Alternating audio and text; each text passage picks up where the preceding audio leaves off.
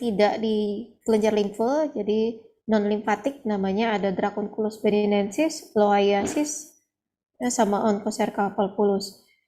Untuk Trichinella spiralis sudah kita bicarakan atau kuliahkan di nematoda usus, karena kadang-kadang ada beberapa textbooks itu mengklasifikasikan Trichinella spiralis ini karena memang dia ada di jaringan hidup dewasanya, melakukan larva posisi di otot lurik, kadangkala dia masuk ke dalam nematoda darah dan jaringan. Namun kalau kita bicarakan di dewasanya, bentuk dewasa, maka cacing ini masuk ke dalam nematoda usus. Kemarin berarti kita sudah masukkan cacing ini ke dalam nematoda usus. Kemudian ada yang namanya visceral larva migran dan cutaneous larva migran, atau sering disebut juga creeping eruption.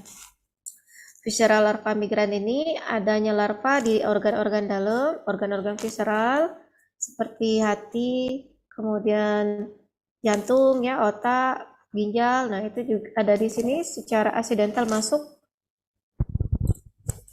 Cacing ini nanti berasal dari cacing gilik, ya, cacing perut dari anjing dan kucing, yaitu Tosoracati dan Cani. Kemudian ada Anhilostoma brasiliensis dan Caninum selanicum. Kemarin sudah praktikumnya kita ada preparat Caninum, ya, yang punya 3 pasang gigi. Nah, 4 cacing ini bisa menyebabkan yang namanya cutaneous larva migran, atau juga bisa disebut dengan creeping eruption, ya. Jadi adanya larva cacing tambang di daerah kutan dan subkutan kulit, ya. Nih. Atau juga sering disebut zoonosis intestinal nematode. Nah, yang Dracunculus bedinensis ini masuk nanti ke dalam cacing filaria yang non-limfatik. Yang pertama dulu, cacing filaria yang limfatik. Jadi sesuai namanya, hidupnya ada di kelenjar limfe, ya. Di daerah kelenjar limfe itu terutama yang dewasa. Kalau yang masih bentuk larva atau sering disebut mikrofilaria, larvanya itu ada di dalam pembuluh darah. Ada 3 di Indonesia, masih Indonesia ini termasuk daerah yang endemis, ya. Ada 3, Wuchereria bancrofti, Brugia malai, dan Brugia timori. Yang pertama, Wuchereria bancrofti atau sering disebut dengan filariasis bancroftian, ya. Ini biasanya sering disebut filariasis perkotaan. Untuk textbooks di tahun 2013 itu masih menempatkan Jakarta, Semarang, ya, sebagai daerah endemis. Namun beberapa berdasarkan LKG, laporan kaki gajah tahun 2020 itu tersisa Sumatera Selatan, Jambi, dan Kalimantan, ya, untuk endemis Wuchereria bancrofti. Kemudian host definitifnya manusia, sedangkan host perantaranya bisa dari 4 genus nyamuk yang ada, yang kita pelajari yang praktek kemarin, ya. Ada kulek genusnya, ada Anopheles, ada Aedes, dan ada Mansonia. Mansonia sama Anopheles biasanya sering disebut sebagai vektor filariasis bancroftii perkotaan, ya. Sedangkan Anopheles, Mansonia itu perdesaan, sedangkan kulek dan Aedes itu yang perkotaan. Siklus hidup larva tersebut di nyamuk itu sekitar 10-14 hari, mulai dari larva L1 sampai dengan larva L4 atau yang sering kita sebut mikrofilaria. Periodisitasnya ada yang nokturna, ada yang subperiodik nokturna. Periodisitas ini adalah waktu di mana larva cacing Wuchereria ini beredar di dalam pembuluh darah. Kalau nokturna berarti dia beredar di dalam pembuluh darah vena itu pada malam hari, ya. Kalau subperiodik nokturna itu beredar pada malam hari dan sedikit di pagi hari. Jadi pukul 6 sampai pukul 8 itu masih bisa ditemukan mikrofilaria di dalam pembuluh darah, ya. Mikrofilaria dalam darah itu bisa beredar selama 2 tahun, kemudian sampai akhirnya dia menjadi dewasa dan hidup di kelenjar limfe dan mati di sana. Sehingga ketika ada makrofilaria atau cacing dewasa mikrofilaria yang mati dalam kelenjar limfe itu bisa mengakibatkan berbagai patogenesis dan gejala klinis. Kok enggak, ini dia ada jalan. Sebentar, skip dulu. Stop share screen dulu. Enggak jalan dia. Kalau saya tidak slideshow bisa kelihatan enggak masih? Masih kelihatan ya? Saya enggak usah slideshow ya. Kalau slideshow itu enggak kelihatan. Nah, dia tidak mau. Sebentar. Kenapa ya dia tidak mau? Oh, ini yang slideshow. Ini kita ulang lagi aja yang bukan slideshow. Masih kelihatan ya? Yang biasa? Tidak di slideshow kan? Masih ya, sudah enggak usah lah ya. Soalnya dia agak ngeror. Nah, jadi ini bentuknya adik-adik sudah praktikum Woherere Bancrofti bagaimana. Jadi kita identifikasi 4 bentukan morfologi yang khas yang membedakan satu mikrofilaria dengan jenis mikrofilaria lainnya ya. Jadi antara Woherere Bancrofti, Bruguier Malayi, Bruguier timori ada 4 poin utama yang menjadi pembeda. Yang pertama adalah lengkung badan. Jadi Woherere Bancrofti ini bersifat graceful. Jadi graceful itu lengkung badannya lentur. Jadi ketika dia diawetkan itu bentukannya itu tidak membentuk sudut sebenarnya ya. Ya, kemudian rongga kepalanya atau cephalic space itu 1:1. Rongga kepala cephalic space ini adalah ruang yang tidak memiliki inti di dalamnya, ya. Jadi panjangnya itu berbanding lebarnya itu 1:1. Kemarin saya sudah gambarkan ke beberapa temanmu yang menanyakan, yang mana sih dok? 1:1 itu berarti jangan salah lagi. Jadi panjang berbanding lebarnya 1:1. Panjang itu ialah panjang badan, sedangkan lebar itu boleh dibilang lebarnya badan tuh yang kita lihat diameternya ini ya. Kalau dari praktikum, dari preparat kita tarik garis melebar di sepanjang badannya itu yang disebut lebar ya. Nah, yang Woherere Bancrofti ini perbandingannya 1:1. Kita bisa lihat ruang kosong di kepalanya tidak terlalu panjang ya, gini.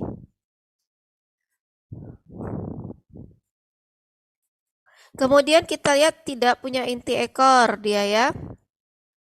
Nah, sebelum inti ekor kita lihat inti badannya dulu. Inti badannya tersusun terpisah. Jadi kita bisa lihat bulatan nukleusnya itu terpisah satu sama lainnya ya. Jadi kita bisa lihat bentuk nukleusnya yang utuh. Nah, kalau sarungnya, ini sarung terpulasnya pucat. Jadi dia tidak menyerap zat warnanya secara pekat. Nanti warnanya tergantung pewarnaan. Kalau dia pakai rag, maka dia agak biru keunguan nanti. Kalau dia pakai jimsah, pink muda nanti ya sarungnya. Tapi sarung pada Woherere Bancrofti itu tercat pucat. Jadi tidak setebal dan sepekat pengecatan inti badan. Ya. Tadi kemarin sudah kita lihat ya preparatnya. Jadi bisa saja dia terpulas berwarna putih. Ya. Putih itu bukan terpulas sebenarnya. Bukan berwarna putih seperti itu, tapi memang kalau yang lain tuh kan menyerap zat warna, sel darah merah, inti badan, kepala, kemudian ekor. Nah, kebetulan sarungnya itu tidak banyak menyerap zat warna sehingga seperti gambaran di sini itu kalau tidak ungu muda biasanya dia berwarna putih saja ya. Nah, apa bedanya dengan Bruguier Malayi? Ini kita bahas dulu spesiesnya baru nanti gejala klinisnya. Bruguier Malayi ini nama penyakitnya Brugiasis malayi ya, atau filariasis malayi. Host definitifnya manusia tapi host reservoirnya banyak. Kalau Woherere Bancrofti tadi tidak punya host reservoir, hanya punya host definitif manusia dan vektor ya, atau host perantara. Kalau Brugia malai ada khusus reservoir, ada kera, lutung, kucing, anjing. Nah, jadi penyakitnya bisa zoonosis ke manusia kalau yang berasal dari kera, lutung, kucing, dan anjing. Jadi mikrofilaria yang ada di kera, lutung, kucing, sama anjing ini ketika nyamuk menghisap darah hewan-hewan ini, kemudian akhirnya dia menghisap darah manusia, nanti bisa menularkan, ya, bisa menularkan. Jadi mikrofilaria yang ada di dalam host reservoir itu bisa menjadi dewasa dan kawin di host definitif yaitu manusia. Habitatnya sama di sistem limpe, host perantaranya baru Anopheles, Mansonia, dan Kulek. Ya, sebenarnya di literatur baru Anopheles dan Mansonia, tapi penelitian mahasiswa S3 di sini di Unsri itu meneliti dan mendeteksi ternyata nyamuk Kulek juga bisa berperan sebagai hospes perantara. Nah, ini bentuknya tadi 4 poin pembeda dari ketiga spesies penyebab filariasis. Kalau tadi badannya graceful luas, kalau ini badannya kingking ya atau kaku. Kemudian cephalic space-nya boleh diperhatikan ke sini. Panjangnya 2 kali dibanding lebarnya. Maka panjang banding lebarnya 2:1. Inti badannya homogen karena dia tumpang tindih, jadi pada saat pengecatan atau pulasan juga tidak jelas batas-batas inti dari satu inti dengan inti lainnya, ya. Beda dengan Wuerere bancrofti yang berbatas tegas, ya, dan terpisah, jadi atau diskret. Kalau ini batasnya tidak tegas karena dianya juga tumpang tindih atau overlapping, ya, dari satu inti dengan inti lainnya. Jadi pada pengecatan bentuknya pewarnaannya homogen seperti ini. Kemudian inti ekor dia ada 2, ya. Sedangkan untuk sarung dia terpulas pekat. Pekat itu artinya dia menyerap zat warna yang cukup banyak sehingga sarungnya terlihat jelas. Kalau Wuerere bancrofti tadi kalau ndak pucat, ya, dianya lebih pucat dari inti yang terpulas biasanya atau berwarna putih. Kalau Brugia malai itu pekat sesuai dengan pewarnaan. Kalau dia diwarnai dengan jimsa, maka nanti dia akan berwarna pink muda. Kalau dia nanti diwarnai white, maka dia akan ungu kebiruan, ya. Seperti itu. Nah, sedangkan untuk Brugia timori ini di timur Indonesia baru ditemukannya, daerah Maluku, daerah Nusa Tenggara Timur, itu ada Brugia timori. Sebenarnya Brugia timori dan Brugia malai ini ada satu genus yang sama, yaitu Brugia. Maka kalau dari satu genus yang sama, kemungkinan morfologinya sangat mirip. Jadi apa pembedanya? Ada 3 ya. Lebih kurang poin pembeda. Kadang-kadang textbook menyebutnya cukup 2, ada juga yang menyebutkannya 3. Kalau kita pakai yang 2 berarti kita lihat dari ukurannya saja, di mana Brugia timori ini berukuran lebih besar, biasanya 300-an mikron dibandingkan Brugia malai yang hanya 260 sampai 280 mikron. Selain dari ukuran, juga dari panjang cephalic space-nya. Cephalic space pada Brugia timori itu panjangnya 3 kali dibanding lebarnya atau 3:1. Sedangkan Brugia malai panjangnya 2 kali dari lebarnya atau 2:1, ya. Nah, kita ikutin textbook yang gini aja. Jadi ukurannya lebih besar, badannya lebih lebar, dan cephalic space-nya 3:1. Ada buku lagi yang menyebutkan bahwa inti ekornya lebih dari 2. Minimal 2. Sedangkan Brugia malai hanya ada 2. Tapi itu kadang-kadang juga beberapa textbook itu sudah sama, yang penting inti ekornya 2. Sama-sama Brugia genusnya. Nah, yang bedanya adalah di kedua poin ini saja, ya. Dengan ukuran yang lebih besar dan cephalic space-nya 3:1. Ternyata pada saat sediaan sarungnya tidak terpulas untuk Brugia timori. Jadi kamu lihatnya kayak tidak ada sarung tidak ada selaput di antara kepala dan ekornya. Padahal cacing filaria ini semuanya bersarung, Dek. Mikrofilaria itu semuanya bersarung, makanya disebut filaria. Filaria itu artinya dalam bahasa Latin sarung, ya. Jadi cacing mikrofilaria cacing yang bersarung. Jadi sebenarnya Brugia timori ada sarungnya, tapi tidak terpulas di pengecatan. Ya. Jadi kalau nanti lihat ada preparat, ada sarung berwarna putih atau pucat dibandingkan warna inti badannya, maka itu adalah Wuchereria bancrofti.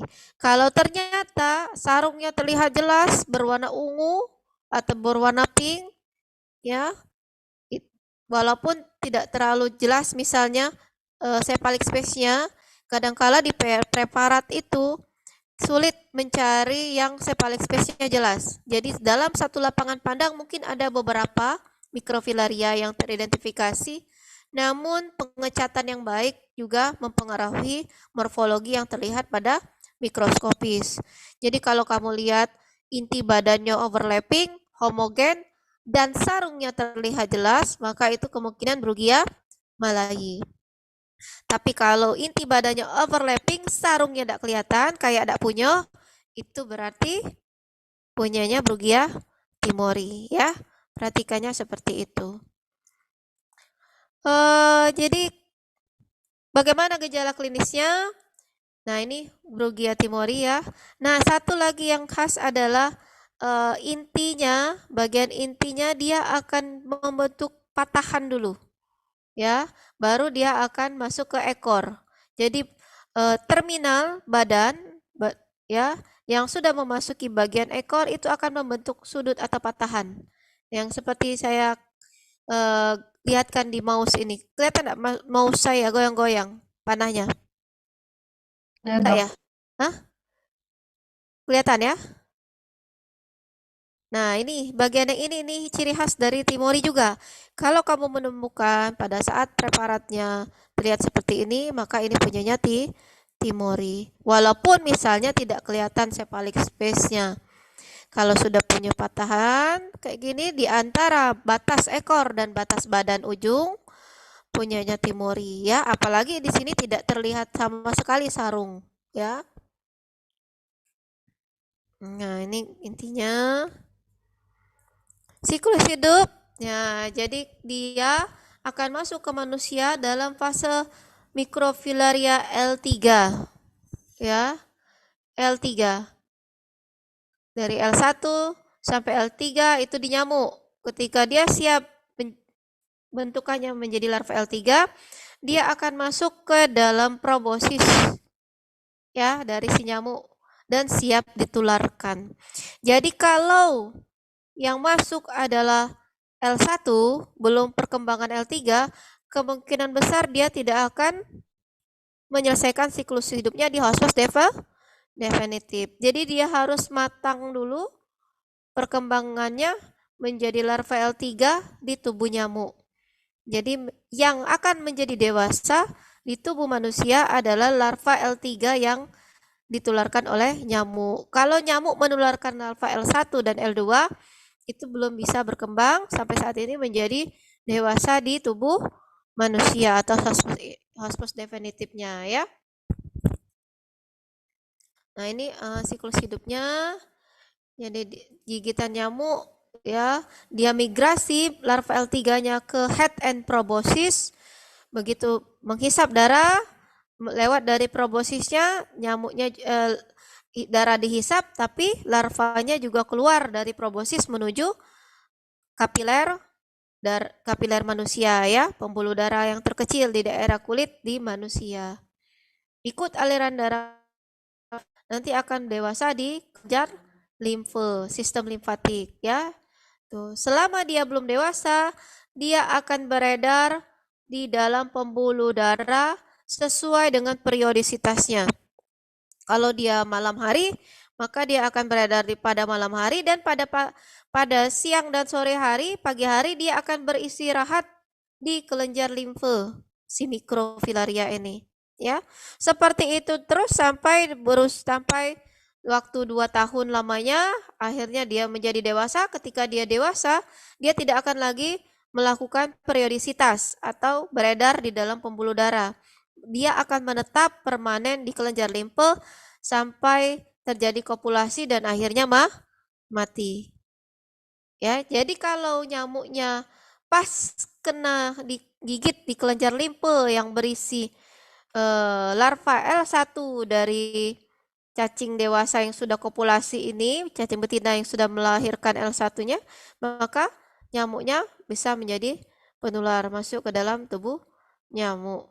Ya, ketika dia masuk ke dalam tubuh nyamuk, dia akan penetrasi menuju perut dari nyamuk tersebut, ya. Jadi dia tidak seperti malaria. Untuk peluang terjadinya filariasis itu membutuhkan gigitan nyamuk berulang kali, ya. Bahkan secara artikel publikasi itu beratus kali gigitan nyamuknya baru bisa berdampak terhadap patogenitas, ya. Jadi biasanya orang-orang yang tinggal di daerah endemis itu biasanya bisa kena, ya. Patogenesis dan gejala klinis filariasis. Stadium pertama dan kedua itu biasanya asimptomatik, ya. Yang kedua itu sudah mulai muncul fase peradangan, tapi belum ada pembengkakan pada ekstremitas atau organ gerak, misalnya tangan atau kaki. Jadi sudah mulai ada inflamasi seperti limfangitis dan limfadenitis, namun belum ada pembengkakan ekstremitas, ya. Nah, nanti fase kronik ada mulai obstruksi saluran kelenjar limfe akibat cacing dewasa yang mati di dalam kelenjar limfenya menyumbat, akhirnya menyebabkan reaksi radang yang progresif dan kronik, ya. Kita tahu cacing yang mati di kelenjar limfe itu tidak bisa dibuang atau dikeluarkan, sehingga dia akan menyebabkan respon imun yang terus-menerus sepanjang hidup dari hospes definitifnya. Maka kalau ditanya, bengkaknya seumur hidup, Dok? Seumur hidup. Sampai dia mati. Akan terus berat dan menjadi besar, ya, ekstremitasnya. Kalau kena paha atau kena kaki, maka kakinya akan bengkak seperti kaki gajah. Kalau kena lengan, lengannya yang bengkak, ya. Seperti kaki gajah juga lengannya, ya. Jadi kenapa diobati? Buat apa diobati, Dek? Biasanya kita obati yang ketika kita lakukan pemeriksaan darah terdapat positif mikrofilarianya, jadi belum tahap kronik. Biasanya sudah masuk fase kronik itu sudah di atas 2 tahun. Maka yang kita ketemukan hanya elephantiasisnya, tidak lagi kita temukan mikrofilaria di dalam pembuluh darah. Udah dewasa cacingnya. Cacingnya udah dewasa, sudah kopulasi, sudah mati di kelenjar limfe, ya. Jadi ngobatinya biasanya kita cari orang-orang atau penduduk di sekitar orang yang menderita elephantiasis ini dan kita periksa darahnya yang masih belum tampak terlalu signifikan gejala klinisnya, tapi berdekatan dengan orang yang sakit kronik, ya. Jadi biasanya kita lakukan pemeriksaan darah itu tidak cuma satu orang, tapi desa sentinel namanya.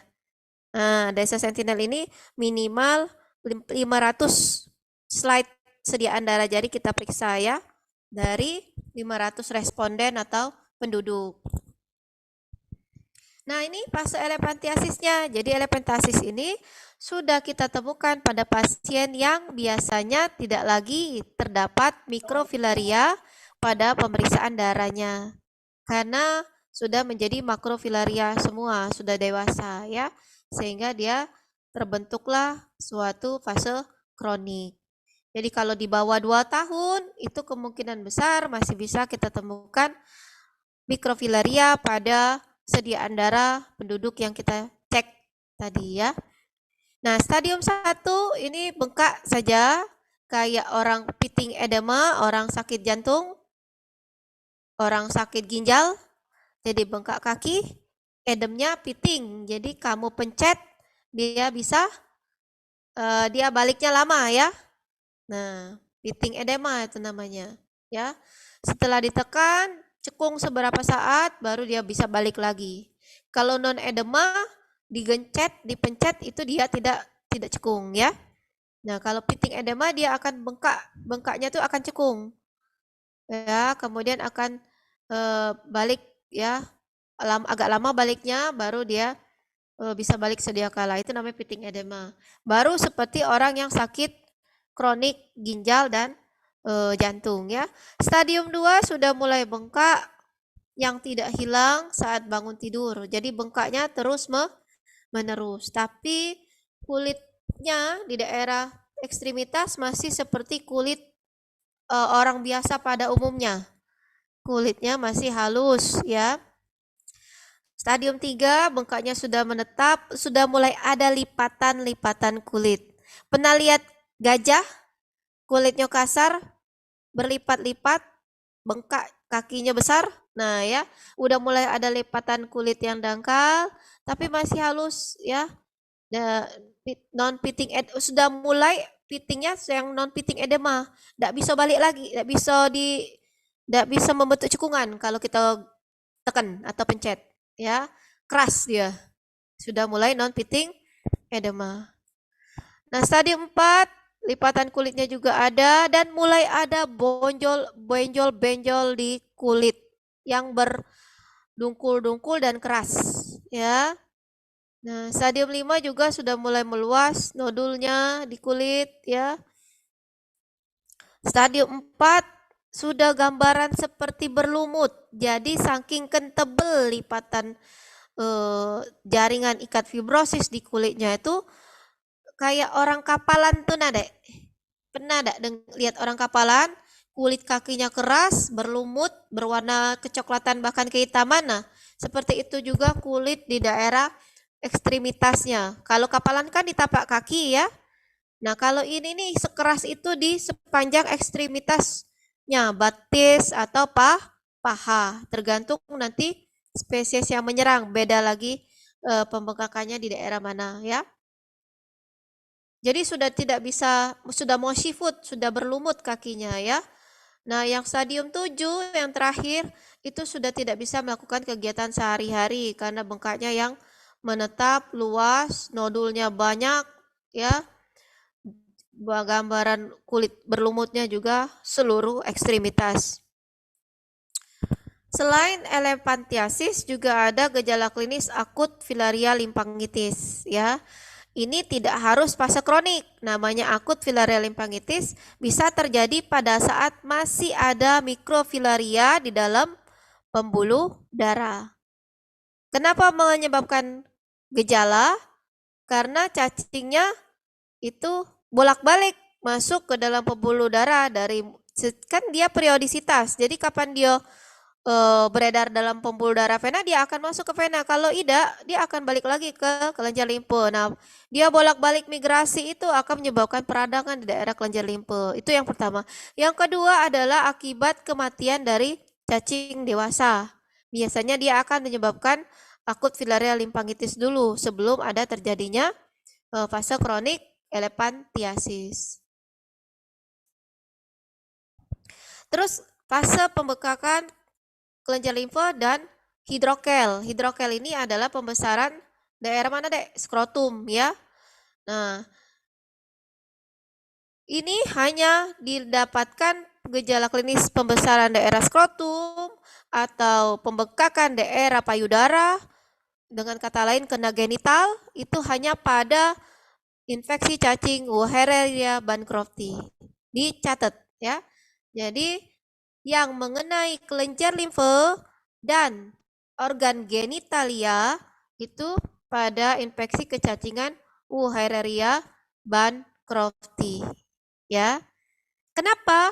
Karena Waharada Bancrofti biasanya menyerang kelenjar getah bening di daerah proksimal, dekat dengan sumbu tubuh. Misalnya, kelenjar getah bening inguinal, kelenjar getah bening aksila. Nah, di situ dia.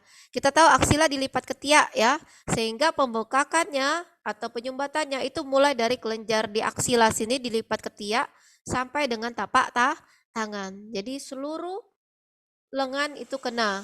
Kalau di kaki inguinal, maka seluruh tungkai akan elephantiasis pada fase kroniknya.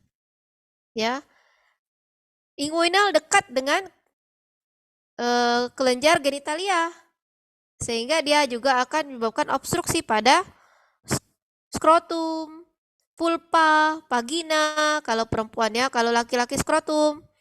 Nah, jadi gejala klinisnya bengkaknya tidak cuma serta-merta di ekstremitas, tapi juga pembengkakan dan elephantiasis di daerah genitalia. Ya, ada fotonya. Nah, ini yang bengkak ya, sampai daerah skrotumnya bengkak. Jadi dia bisa menyerang di bilateral. Karena dekat tadi sumbu tubuhnya inguinal ya, kelenjar inguinal yang kena. Kalau Brugia malayi dan Brugia timori itu lebih kepada kelenjar yang distal, misalnya lipat betis, lipat lengan. Jadi yang akan bengkak itu adalah batas lutut ke bawah yang akan mengalami elephantiasis, atau lengan daerah lipat lengan sampai dengan tapak tangan, tidak akan mengenai genitalia dan biasanya sifatnya unilateral. Ya, biasanya. Jadi tapi tidak menutup kemungkinan ya nanti akan ketemu yang bilateral juga. Tapi kalau Herrera Bancrofti itu kena genitalia dan biasanya juga bersifat bilateral, menyerang seluruh ekstremitas, ya. Dan pembekakan ini akan terus terjadi sampai kakinya lumutan ya. Jadi kayak keras ini, nah yang bentuk kakinya, lihat kakinya keras menghitam kayak gambaran orang lumutan ya. Nah, kenapa disebut lumutan saya juga tidak jelas. Kemungkinan ada juga yang akhirnya nanti berjamur dan berlumut di daerah kaki ya. Kayak kalau benda keras itu batu ditumbuhi lumut, nah kakinya juga bisa ditumbuhin kerak-kerak seperti lumut ya. Ini sampai dia mati, meninggal, baru proses progresivitas ini selesai. Jadi fasenya kronik ya, progresif. Makanya orang jarang mau minum obat filariasis. Karena tidak percuma katanya ya. Kami diobati, kalau sudah ada cacing yang mati di daerah kelenjar limpa ya tetap aja akan terjadi elephantiasis. Jadi kenapa diobati? Ada yang bisa menjawab, kenapa kok kita masih melakukan pengobatan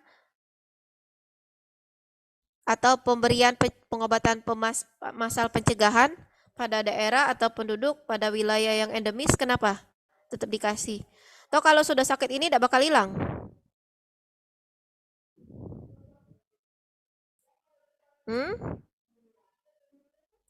Karena, ayo, apa? Ada yang mau menjadi volunteer?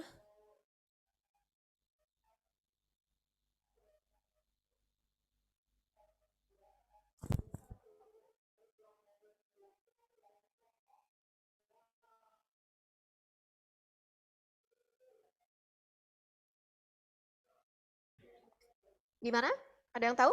Kenapa kita melakukan pengobatan, baik itu pengobatan masal pencegahan maupun pengobatan pada orang-orang yang pemeriksaan darah jarinya positif mikrofilaria. Atau akhirnya kalau ada makrofilaria yang dewasa atau mikrofilaria yang mati di dalam kelenjar limpa masih juga menyebabkan obstruksi kelenjar limpa dan menjadi kronik ya. Kenapa? Hmm? Coba saya tanya dulu. Sherin, coba Sherin. Sherin Amalia. Kenapa yuk kita masih ngobatin nih? Padahal hasil akhirnya tetap begini.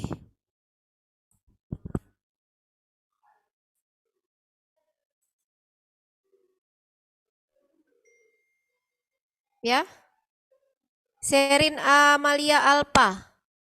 Nomor absen 49, coba.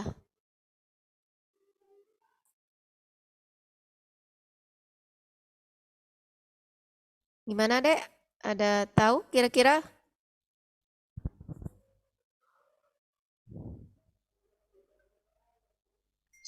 Izin dokter, Ya, mungkin untuk mengurangi gejalanya. siapa yang ngomong ini? Raska dok. Oh, Raska. Masih kurang tepat. Coba sharing. Ini jangan-jangan sharingnya nggak ada nih. Saya lihat videonya bolak-balik sama. Coba. Nah, buka dulu. Sharing. Izin dokter, Ya. kalau menurut pendapat saya itu sebenarnya sama, eh, agar gejalanya itu bisa tidak lebih parah lagi.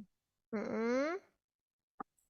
Ada yang bisa eh, memberi ini enggak? Kalau kita kasih obat pereda gejala, berarti bukan obat cacingnya. Boleh. Jadi kita tetap memberikan obat pada fase kronik untuk mengurangi gejala. Nah, kita yang ditanyakan adalah kenapa tetap kita berikan obat cacing? Izin dokter, Hmm? apakah untuk pengendalian penyebarannya dok? Nah, benar ya.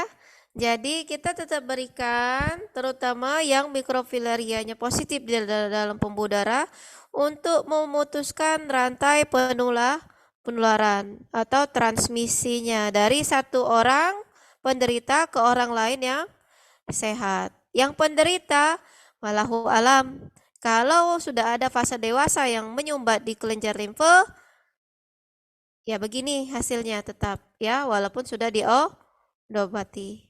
Tapi kalau yang masih fase mikrofilarianya positif, itu bisa menularkan ya. Wah, kalau yang fase mikrofilarianya positif di dalam pembuluh darah, itu masih bisa kita cegah terjadinya elephantiasis berat begini ya. Harapannya belum sampai dewasa dia sudah banyak yang mati di dalam pembuluh darah, bukan mati di kelenjar limfe. Kalau mati di kelenjar limfe, dia akan menyumbat kelenjar limfe. Hasilnya juga seperti ini. Ketika dia fase nokturnal periodisitas itu beredar, dia akan mati dan terserap kembali ya sebagai suatu proses apoptosis yang terjadi nanti ya. Itu. Jadi kita mencegah terjadinya penyebaran yang lebih banyak ke orang lain yang sehat ya. Nah, ini contoh yang Brugia malayi, yang Brugia malaynya tapi bilateral ya, walaupun kebanyakan juga sifatnya unilateral. Perhatikan pahanya tidak bengkak, namun dari lutut sampai tapak kaki itu mengalami pembekakan. Beda dengan Wuchereria bancrofti ya. Nah, ini yang sebelah kiri itu adalah yang bentuknya unilateral dari Brugiasis filariasis Brugia ya, baik Brugia malayi maupun Brugia timori. Lihat pahanya tidak ikut membengkak, pembengkakan ada dari di bawah lutut sampai dengan tapak kaki dan sifatnya unilateral. Sama juga gambar yang kanan juga. Jadi dia kalau Brugia penyebabnya itu bisa unilateral, bisa bilateral, dan pembekakannya hanya di bawah lutut atau di bawah lengan, ya. Jadi berbeda dengan Wuchereria bancrofti yang hampir seluruh bagian bawahnya kena, baik itu alat genital maupun ekstremitas atau alat pergerakan. Kalau kena bagian atas, kalau perempuan baik laki-laki maupun perempuan bisa kena juga payudaranya. Sampai sini ngerti ya berbeda antara Brugia sama Wuchereria gejala klinisnya. Kalau gejala klinis kita bedakan menjadi Bruggia dan Wuchereria saja penyebabnya ya. Tapi kalau sudah bicara morfologi, kita harus bedakan 3 spesies tersebut. Nah, ini ada juga jenis tropical pulmonary eosinophil. Jadi ini akibat adanya larva ya mikrofilaria di dalam paru-parunya, tidak sengaja dia masuk ke paru-paru. Hipereosinofil, mengi, splenomegaly, ya sedikit banyak mirip dengan Loeffler syndrome. Tapi yang ini lebih banyak juga menyerang paru-paru infiltratnya ya. Nih. Pemeriksaan SDJ, sediaan darah jari. Kalau kita Sumatera Selatan ini nokturnal dan subperiodik nokturnal si bentuk cacing mikrofilarianya, maka sering dilakukan pemeriksaan sediaan darah jari pada malam hari. Kalau kamu periksa darah pasiennya siang, tidak bakal dapat ya mikrofilarianya di dalam sediaan darah tadi. Diapain? Dibuat apusan. Apusan itu darah 1-2 tetes diteteskan ke dalam objek gelas, nanti diratakan, habis itu diwarnai, diperiksa di bawah mikroskop. Ya. Baru dilihat ada enggak gambaran cacing di antara sel darah merah. Bukan di dalam ya. Kalau kalau plasmodium kan di dalam. Kalau ini di antaranya. Jadi ada banyak bulutan sel darah merah. Nah, di antaranya kemarin sudah kan praktikum yang bintik-bintik, titik-titik, bulat-bulat di antara cacingnya itu sel darah. Sel darah itu, ya. Jadi dia ada di antara sel darah. Pengobatan, siapa yang diobati? Yang sediaan darah jari positif, ada mikrofilarianya. Kalau tidak ketemu, tidak usah diobati. Terus diapain? Lihat, kalau ternyata banyak yang positif di dalam satu desa itu atau daerah sentinel, maka kita harus mikrofilaria rate-nya. Kalau di atas 1% mikrofilaria rate-nya, maka yang orang-orang yang negatif pemeriksaannya itu tetap diberikan obat. Namanya obat massal pencegahan. Apa dosisnya? Siapa yang dikasih? Orang-orang dengan negatif persediaan darah jari, namun endemisitas di sana lebih dari 1%. Jadi dikasih obat massal pencegahan. Apa obatnya? Dietilkarbamazin plus albendazol setiap 6 bulan sekali diulangnya. Yang positif sediaan darah jarinya apa? Hanya dietilkarbamazin 6 mg per kilogram berat badan.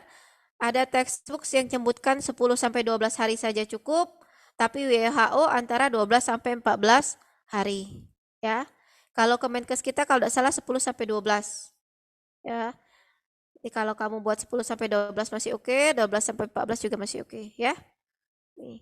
Yang tidak oke itu kalau nyebut pengobatan itu dietilkarbamazin plus albendazol. Enggak, dietilkarbamazin plus albendazol itu untuk pencegahan.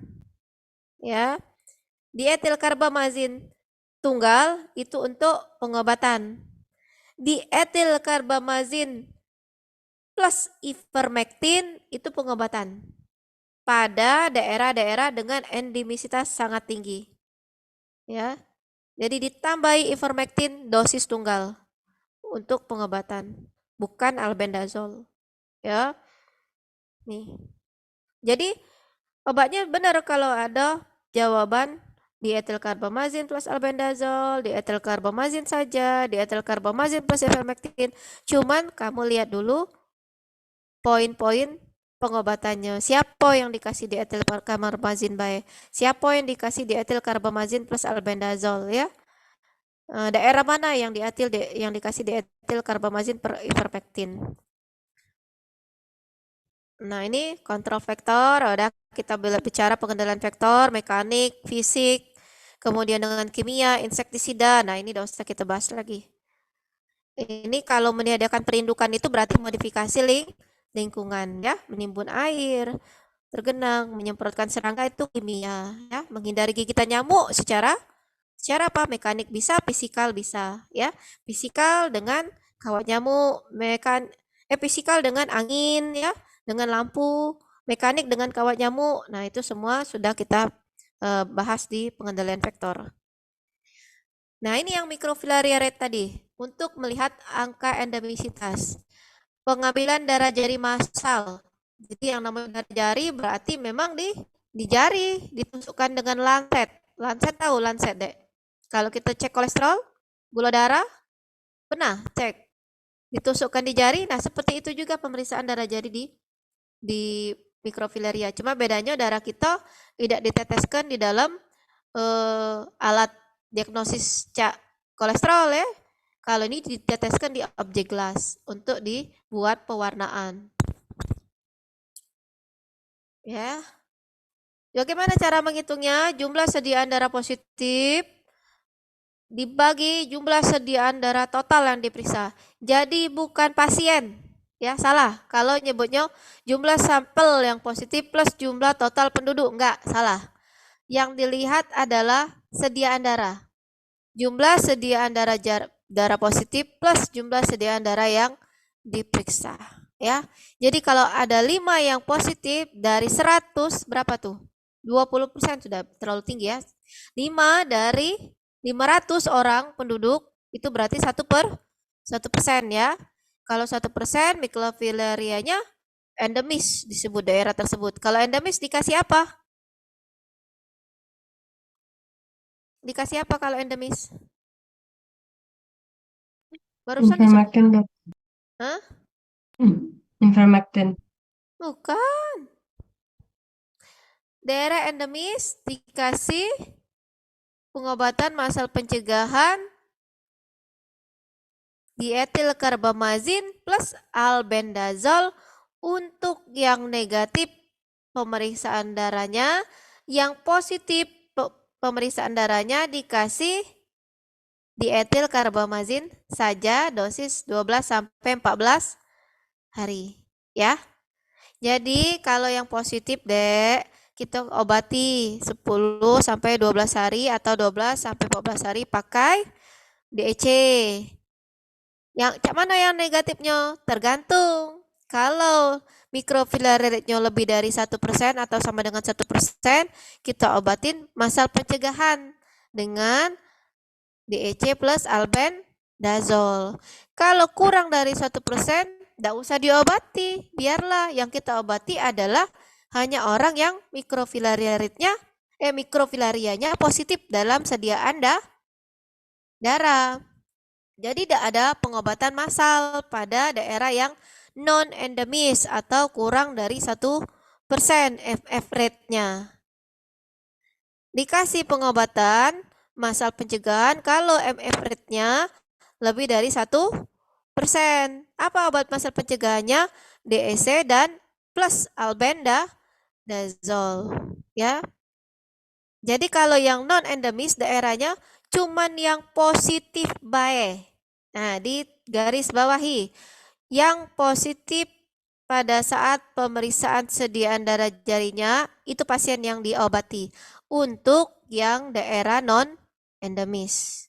Untuk daerah endemis, pasien yang sediaan darah jarinya positif diobati, yang di sekeliling desa tersebut semuanya dikasih obat massal pencegahan yang 500 tadi. 500 orang yang kita periksa tadi, 500 sediaan darah tadi. Sampai sini ingat tidak? Lagi ngulang-ngulang lagi, ada soalnya. Bingung.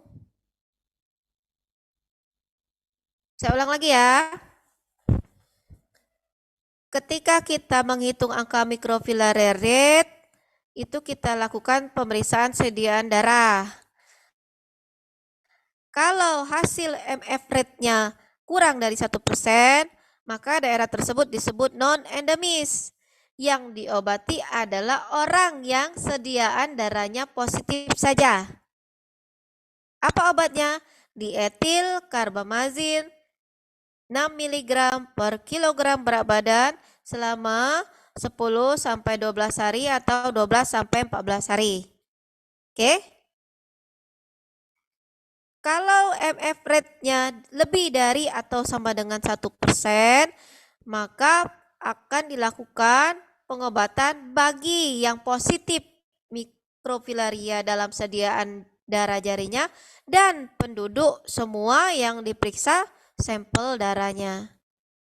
Jadi, yang positif diobati selama 10 sampai 14 hari tadi dengan DEC saja.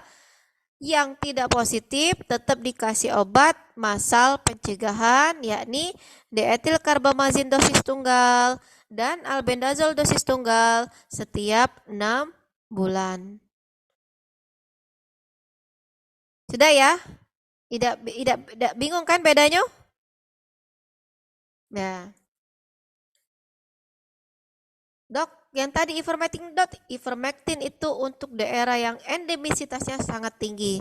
Di se-Indonesia ini ada 5 provinsi, atau sekarang kalau tidak salah sudah turun lagi jadi 3 provinsi yang diberikan juga ivermectin sebagai obat pengobatannya, bukan pencegahan, pengobatannya, ya. Tapi secara umum hanya diberikan DEC untuk yang positif sediaan darah jarinya. Hanya daerah-daerah tertentu itu yang dikasih DEC plus ivermectin tadi. Daerah mana Be? Nah, kita jenguk lagi. Aduh, nanti saya kirimkan keputusan pemerintah mengenai daerah-daerah yang diberikan kedua obat tersebut. Imunologinya, ya. Ini tentang interleukin 4, kita sudah tahu meningkat pada pasien ya yang terinfeksi. Sebenarnya ini umum, bukan penyakit parasit ya. Interferon gamma itu menurun pada saat ada infeksi, bukan parasit, tapi yang jelas dia akan meningkatkan kadar IgE ya dan IgG. Nah, untuk orang-orang tertentu yang kita periksakan darahnya tentang kekebalan atau imunitas, ternyata yang interferon gamanya meningkat kadarnya itu pada mikrofilaremia yang positif ya.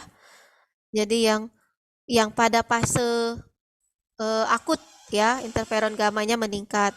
Kalau sudah fase kronik, kita tidak temukan lagi mikrofilaremianya yang beredar dalam pembuluh darah. Interferon gamanya cenderung normal ya. Nah, yang kan ini sudah sampai sini jelas tak Dek? Jelas ya? Lanjut aja ya.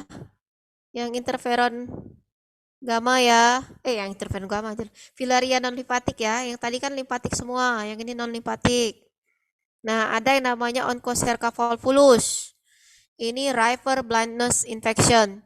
Jadi kena infeksi ini terutama daerah bagian jaringan ikat longgar di bagian mata itu bisa menyebabkan kebutaan. Sebenarnya habitat alaminya itu di daerah subkutan kulit.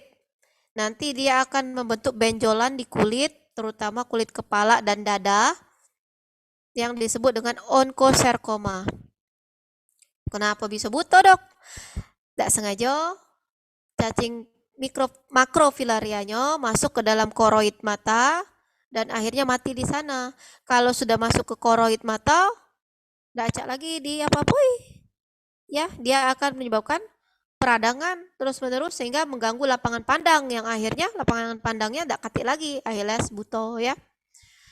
Ternyata bukan hanya di koroid, makrofilaria atau cacing dewasa yang mati di daerah sklera itu juga bisa menyebabkan peradangan sklera yang akibatnya menyebabkan kekaburan penglihatan juga ya. Tuh. Makanya disebut dengan river blindness infection. Walaupun klinisnya umumnya ditemui yang onchocercoma ini, benjolan di bawah kulit. Kenapa predileksinya di kepala dan di dada, termasuklah di mata? Karena simulium lalat, nah ini faktornya lalat ya, bukan nyamuk ya. Beda dengan yang filaria tadi, yang di kelenjar limpe. Kalau yang non kelenjar limpe, non limfatik itu biasanya lalat sebagai faktornya. Nah, lalat ini daya terbangnya rendah. Jadi tidak bisa tinggi-tinggi terbangnya. Paling tinggi 2 meter. Jadi yang paling sering predileksi kena ya dada sama kepala kita. Kita kan tidak sampai 2 meter kan ininya, tingginya. Nah, ya. Jadi dia terbangnya tidak tinggi. Daerah sekitar dada dan kepala. Jadi sering hinggap daerah situ juga untuk menghisap darah. Tidak kate periodik-periodik ini karena tidak beredar di dalam pembuluh darah. Nah, ini bentuknya. Kalau dia mati di koroid mata, ya bisa menyebabkan kebutaan, ya. Kalau dia benjol di kepala ya tidak apa-apa, paling cuma mengganggu estetika be. Nah, ini benjolan onkoserkoma ya. Benjol-benjol cek tuh. Oke. Nah, ini yang patogenitas kenapa terjadi river blindness, kebutaan ya. Kenapa disebut river? Cacing ini memang banyak di sungai. Lalat ini memang banyak di sungai, Simulium ini ya.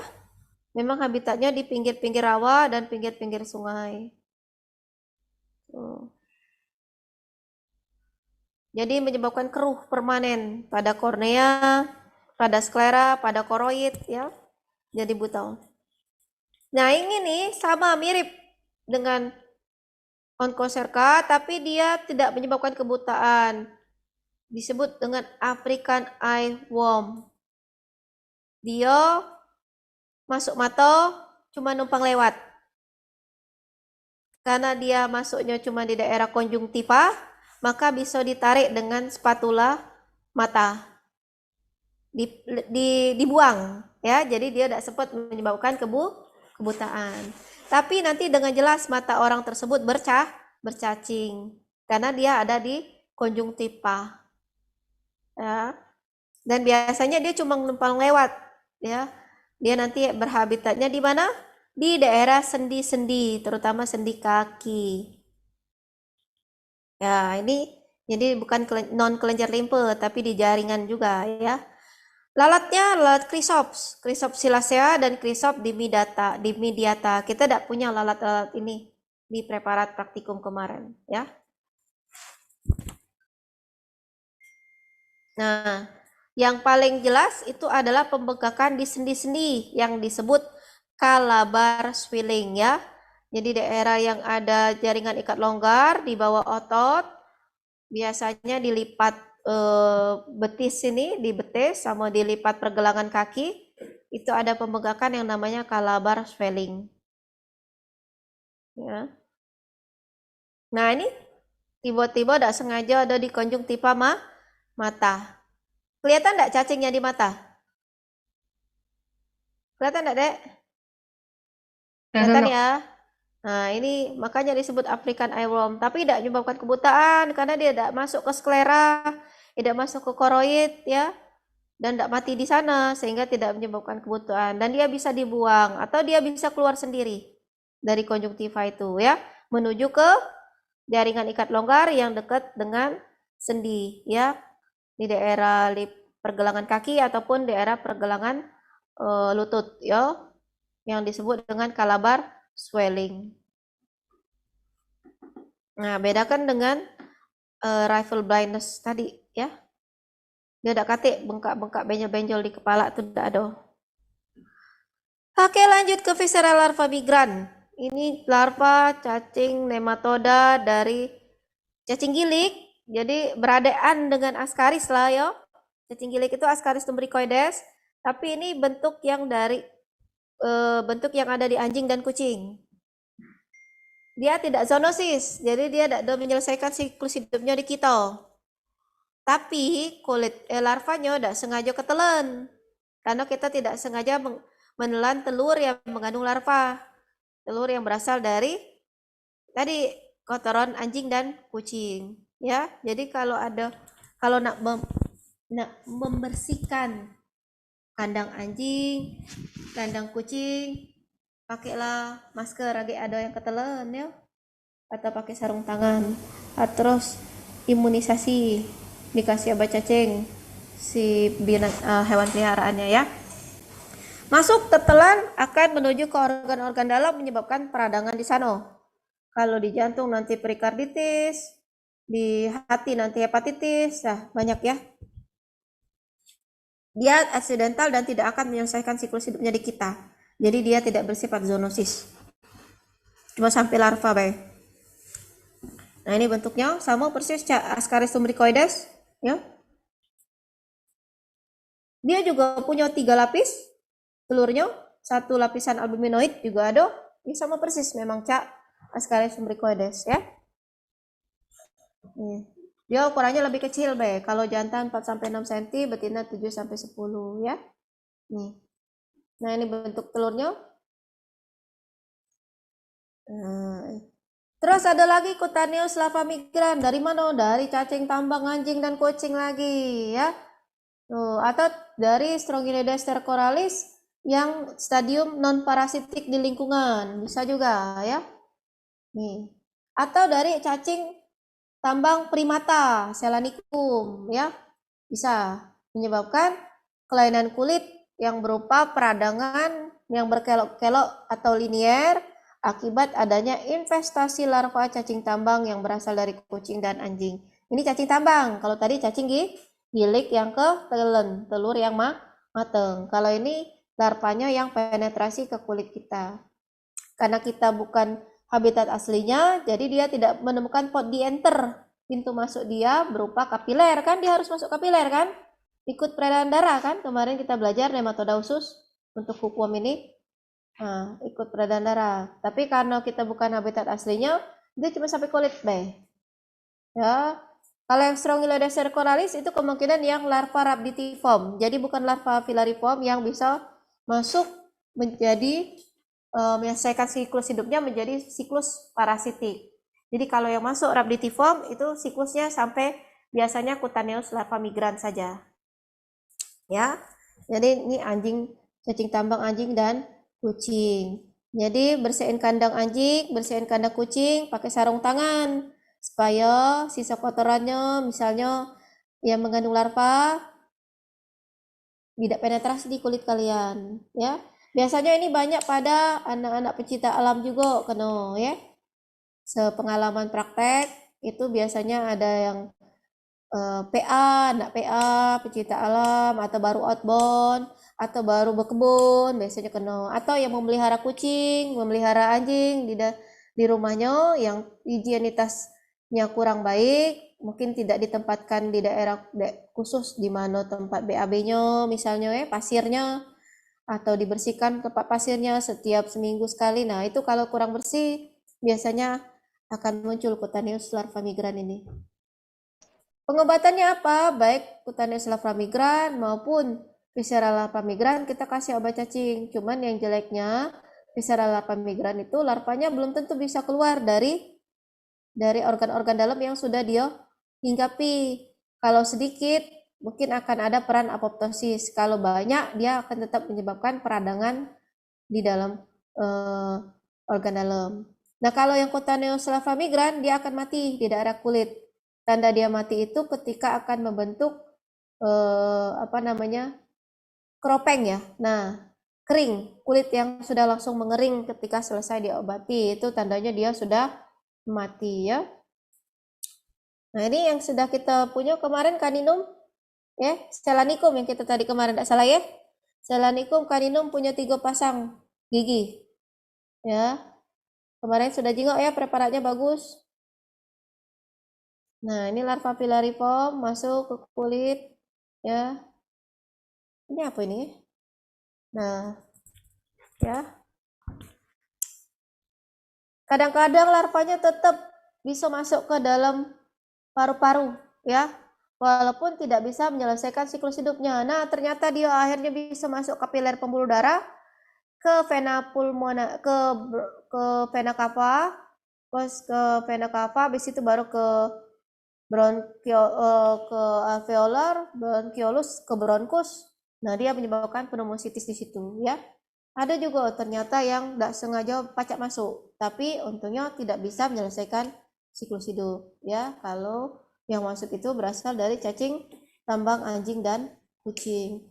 Pengobatannya kalau di barat sana ada salep tiambendazol, ointment, olesan. Kalau kita tidak ada, Jadi kita tetap pakai yang oral, albendazole, ya, 1 sampai 3 hari, 1 sampai 7 hari, tergantung panjangnya creeping eruption atau cutaneous lava migran yang terjadi dan banyaknya kemungkinan cacing yang masuk, ya.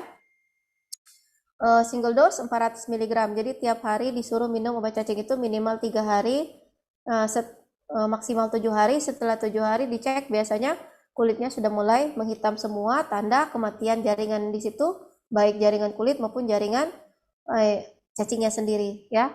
Itu sudah tanda penyembuhan. Kan tidak jadi besar, Dok. Ngapa diobati? Ngapa diobati, Dek? Kan tidak bakal jadi besar nih.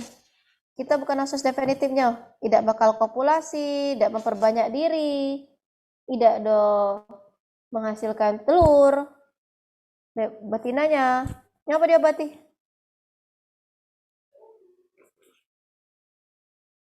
Nah, ini bukti zoonosis, ya. Ini yang punyanya Candidum dan Selanicum. Beberapa kasus bisa hidup dewasa ke manusia. Nah, ini pengecualian. Tapi tadi, kenapa creeping eruption diobati? Kan tidak sampai nih bentuknya.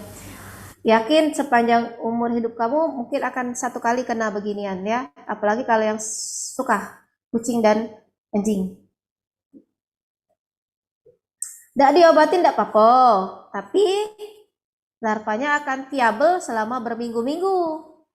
Selama itu juga dia akan terus mencari port di enter. Berarti dia bergerak terus dia akan menyebabkan pruritus, gatal di daerah kulit tersebut. Bayangkan beda, ada sesuatu di seputanmu yang bergerak-gerak. Gatal enggak? Gatal. Nah, itulah makanya diobati dan dia akan meluas membentuk creeping eruption ini, terowongan tunnel ini yang berkelok-kelok ini panjang sepanjang dia hidup. Dia nyari jalan keluar, jalan masuk, manalah kapiler pembuluh darah, tidak nemu, bergerak lagi, ya. Kalau tidak diobati ya asal kamu tahan 2 minggu sampai berbulan-bulan mbak ini ya sudah.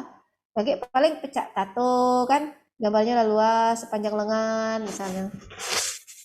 Nah, jadi itulah gunanya diobati, ya, untuk mengurangi morbiditas, angka kesakitan, gatalnya itu yang menyebabkan keluhan. Oke, ngerti sampai sini? Sudah? Dah, thank you. Ayo kita